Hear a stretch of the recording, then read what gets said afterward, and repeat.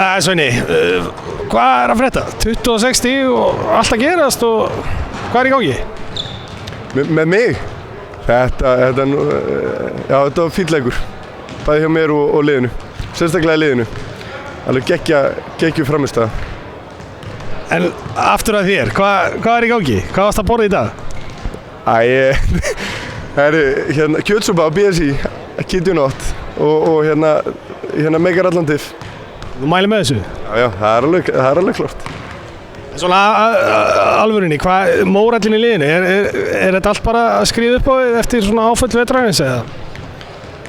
Ég hef ekki segið þetta sé bara rökrétt framhald af mjög góðri vinnu undanfarið.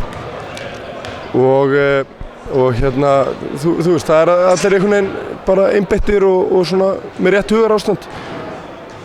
Og þetta er það sem að koma skal.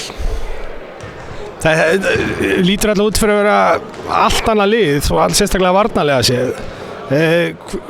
Hvað er að valda mununum? Er það bara nýr þjálfari, nýtt umhverfi? Hvað er málið?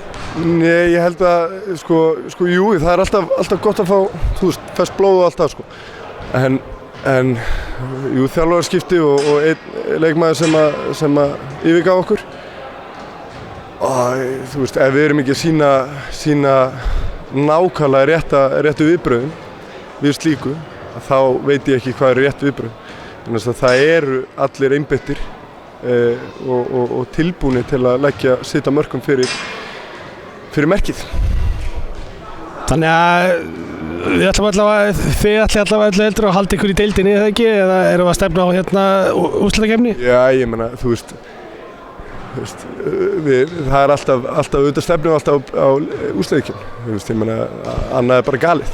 Og við tókum gríðarlega stórt skref að mínum mati í þá átt í dag. Ég meina, þetta voru liðin í 10. og 9. sæti.